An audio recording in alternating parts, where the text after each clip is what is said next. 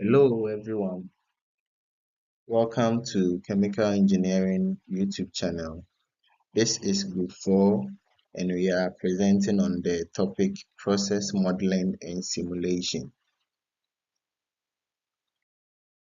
Let us look at the contents of today's presentation. These include systems, process modeling, process simulation, benefits of process modeling and simulation, applications of process modeling and simulation. Let us introduce the term system. A system is a part of the real world with well-defined physical boundaries. A system can also be defined as an organized collection of interrelated components that work together to achieve a specific function or goal. The components of a system talks about the individual parts or elements that make up a system. These components can be tangible, which include machinery, or intangible, including software. Also, the boundaries of a system are the demarcations that separate the system from its surroundings, defining what is inside and outside. The surroundings or environment of a system are the external factors that influence the system but are not part of it. Let us discuss some major characteristics of systems. These characteristics include complexity, feedback, and adaptability. In terms of complexity, systems can be simple or highly complex, depending on the number and nature of their components and interactions. The feedbacks of a system refers to the mechanisms through which a system self-regulates by responding to changes in its output or environment. Adaptability of a system is the ability of a system to adjust to changes in its environment or internal states. Now let us discuss the types of systems. There are basically two types of systems. These include open systems and closed systems. Open systems are systems that interact with their environment, exchanging energy, materials, or information. And a closed system is a system with no interaction with the environment, theoretically isolated. The diagram below illustrates a simple system embedded in an environment. The system is labeled as M. The input generated into the system is labeled as I, whereas the output generated by the system to the surrounding is labeled as O. In all, a system can be a single input-output generating or a multiple input-output generating. Now let's move on.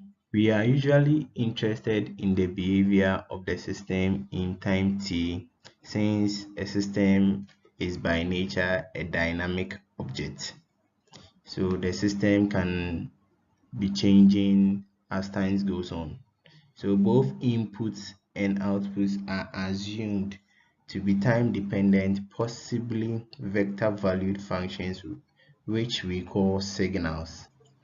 So therefore, we can assume a system as an operator in abstract mathematical sense, transforming its inputs u to its outputs y. Let's say the states of the system are represented by the vector, let's say x, and are usually associated with the mass, energy, and momentum holdups in the system. Our process system is then a system in which physical and chemical processes are taking place. This being the main interest to the person who is modeling the system or the modeler. The system to be modeled could be seen as the whole process plant, its environment part of the plant, an operating unit, or an item of equipment.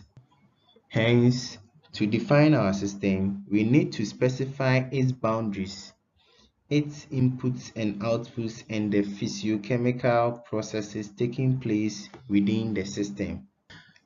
Process systems are conventionally specified in terms of a flow sheet, which defines the boundaries together with inputs and outputs.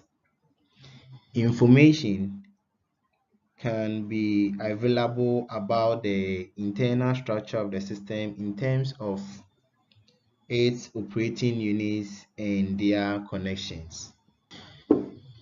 Also, in order to specify our physiochemical processes, we need to control the factors or the mechanisms. Such factors or mechanisms include chemical reactions, diffusion of mass, conduction of heat, forced convection, heat transfer, and many other physiochemical processes which affect our system.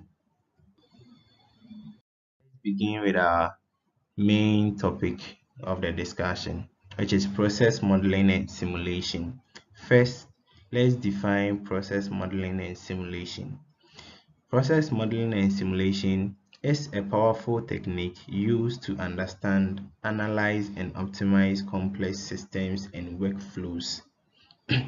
It involves creating a digital representation of a real-world process and then running simulations to study its behavior and performance. As we discussed earlier, we said in setting up a system, we have to set parameters to fit the boundaries of the system. So in doing that, you use the process modeling approach. And in order to maintain or study the behavior and performance of our system, we use what we call simulation process. Now let us delve into process modeling. So process modeling involves representing a physical system using mathematical equations based on fundamental principles like conservation of mass, energy, and momentum. So in setting up this, we are interested in calculating values of certain parameters, let's say p prime, from the set of parameters p given, known inputs I and desired outputs O, and a fixed structure which is M. That's our system M. In order to do so, we solve this using an optimizing technique which finds the parameter values which generates the desired outputs. We now proceed to the modeling goal. The modeling goal specifies the intended purpose of the model, and also it gives level of detail and mathematical form of the model which we are about to build. The use of the model can take various forms depending upon what is assumed to be known and what is to be computed. So we know that scientists or engineers, our first thing is that sometimes we create assumptions about situations occurring within a particular surrounding or a system in which we build upon a model or a way to solve that problem. So our modeling goal, we first assume parameters to be known and others that we will compute. Henceforth, among the most important and widely used modeling goals in process engineering are the following. The first technique used in modeling process that we are going to discuss is the use of flowcharts. A flowchart is a type of diagram that represents a workflow or process. A flowchart can also be defined as a diagrammatic representation of an algorithm, a step-by-step approach to solving a task. The diagram below represents a simple flowchart dealing with a non-functioning lamp. The arrows represent the step-by-step in solving this task. To check the functionality of our lamp, we first consider if the lamp is plugged in. If our answer is no, then we plug in the lamp. If it is yes, then bulb is either burned out. If the bulb is actually burned out, then you replace the bulb, and if it is not, you repair the lamp. So with the help of this flowchart, we can now solve our problem. Another technique used in process modeling and simulation is the use of business process model and notation. This is a graphical representation for specifying business processes in a business process model. This technique usually depicts a detailed sequence of business activities and information flows needed to complete a process. To understand this, let's look at the figure below. This figure below illustrates the step-by-step processes by which an issue list is sent to some working groups in a business department. The issue list is to be delivered at 6 p.m. Pacific time if the working group is active. This model then checks the status of the working group if they are still active or not. If the answer is yes, the issue list is being sent to the working group, and if it is no, the issue list is being withdrawn back. So this process allows a business area to send an issue list to working groups, active working groups at 6 p.m. Another technique used in process modeling is the use of Petri nets. Petri net is one of the several mathematical modeling languages for the description of distributed systems. It is a class of discrete event dynamic system. A Petri net is a directed bipartite graph that has two types of elements, places and transitions. Place elements are depicted as circles and transition elements are depicted as rectangles. This can be seen in our figure below. A place can contain any number of tokens depicted as black circles. A transition is enabled if all places connected to it as inputs contain at least one token. With this, Petri nets offer a graphical notation for stepwise processes that include choice, iteration, and concurrent execution.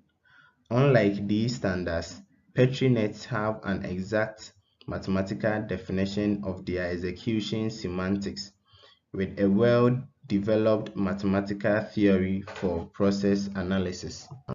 Let's look at the key steps in process modeling. So in process modeling, the first step is that you define the system boundaries and inputs. So let's assume you are designing a model in hydrology. So your boundary conditions will represent locations in the model where water flows into or out of the model region due to external factors. And another modeling can also be the CAD applications. That is a mathematical precise representation of a 3D object that defines the geometric boundaries between solid and non-solid geometries. So it is observed that every type of modeling has its own system of boundaries defining it. The next step is to identify relevant physical and chemical processes. Then the physical and chemical processes are also different for different modeling. Let's assume that you are working on an a hydrological modeling. So for a hydrological modeling, some physical processes that you have to look up to are precipitation, evaporation and transpiration, infiltration. And also for the chemical processes, you have to consider the biogeochemical cycling, the chemical weathering, adsorption and desorption, and also solute transport. So you have to consider all these factors when working on hydrological modeling. So the next step to look up to is to formulate the mathematical model equations. So let's assume that we are working on hydrological modeling. So you have to determine the spatial and temporal scale of the model. Then now you set objectives such as predicting stream flow, groundwater levels, or contaminant transport. Now you have to translate the conceptual model into mathematical equations using principles from physics, chemistry, and biology. So the next step is to specify initial and boundary conditions. So in this step, you have to collect your data, then you make assumptions and estimations, and also you initialize your model. That is, you input the initial conditions into the model to ensure its consistency. So the last step to consider is to determine your model parameters.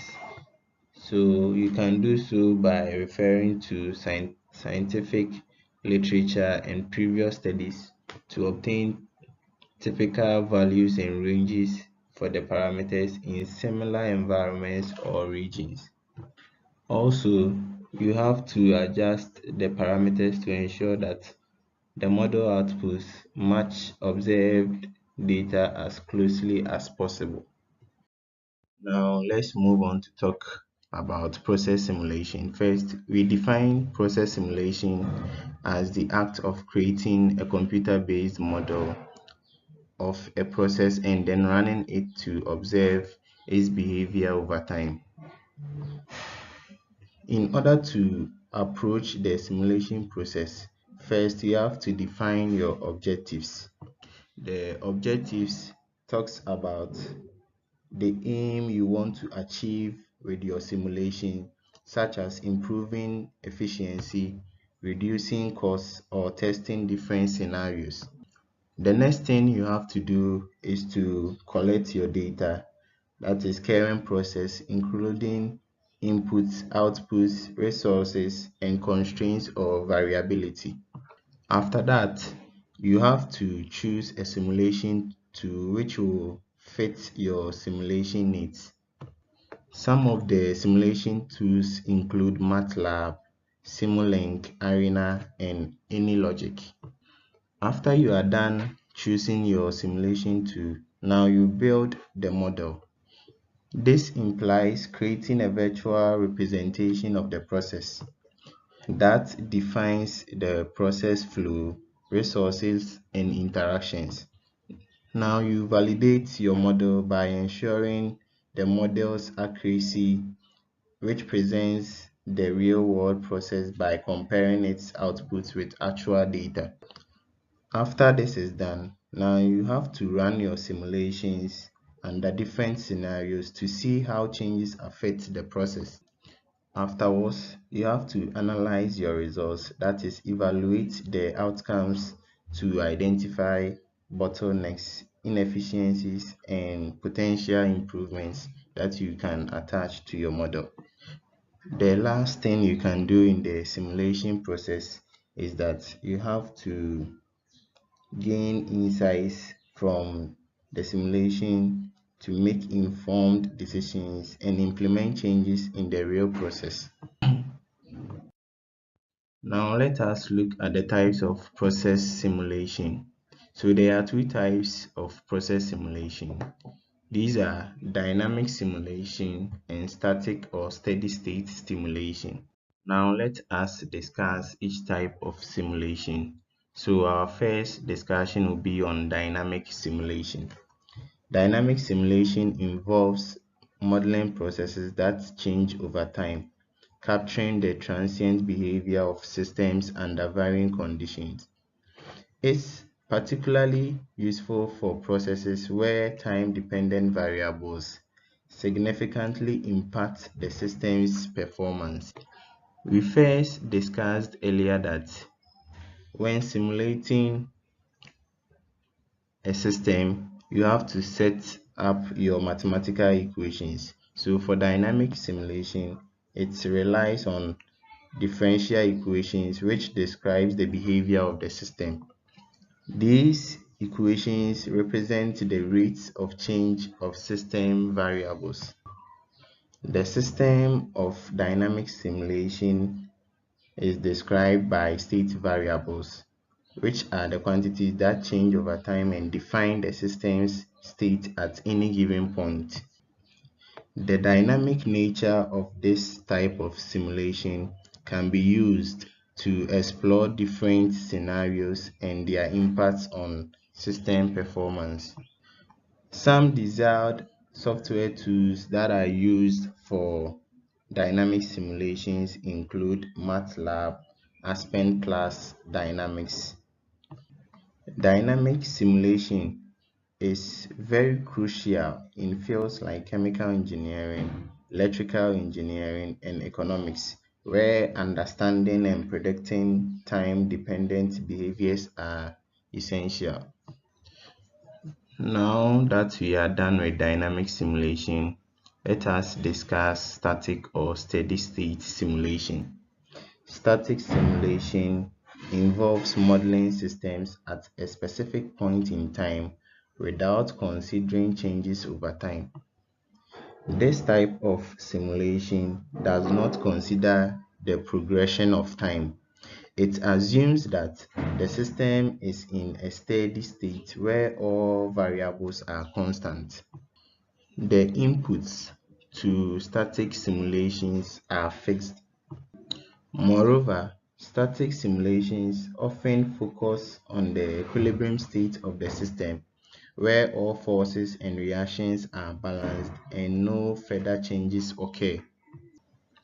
In static simulation, various scenarios can be compared to identify the best operating conditions by running multiple static simulations with different input conditions. This can be done by using software tools like Excel, static models in MATLAB, and various industry-specific software can also be used in static simulation, which provides capabilities to model and analyze steady-state conditions. Now let us discuss some benefits of process modeling and simulation. One is visualization and understanding, which talks about the visual representations of processes, which help stakeholders understand complex workflows, rules, and interactions, facilitating better communication and collaboration between stakeholders. Another benefit that we can gain from process modeling and simulation is process optimization. This enables organizations to enhance the efficiency and effectiveness of their operations. This is done by ensuring that resources are used efficiently and effectively minimizing waste and reducing costs. The next benefit that we can talk of is risk mitigation.